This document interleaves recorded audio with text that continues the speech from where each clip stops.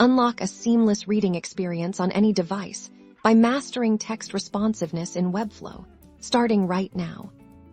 First, select the text element you want to optimize. This could be a heading, a paragraph, or any other text block on your Webflow page. Head over to the Style panel on the right side of your screen and locate the Typography section. This is where we'll adjust our text settings.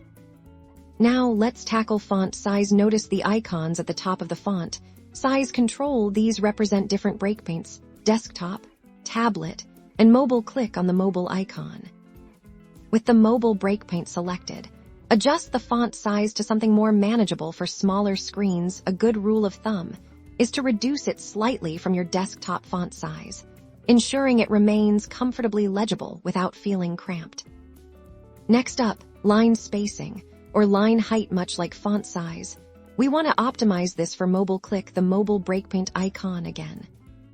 Increase the line height slightly. This creates more breathing room between lines of text, preventing them from looking like a solid block, which is especially important on a smaller display. For more advanced control, look for the option to enable units for font sizing and line height. This allows your text to scale more dynamically based on the parent element's font size, offering even greater flexibility. Remember, when you change these settings with a specific breakpoint selected, your changes will primarily affect that viewport and smaller ones, ensuring a consistent, mobile-friendly experience.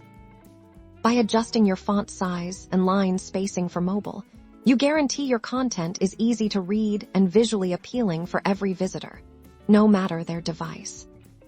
Continue to test your design across different devices to fine-tune these settings. Making your content accessible on mobile is paramount for engagement. Hit that subscribe button for more Webflow tips and tricks to elevate your web design game.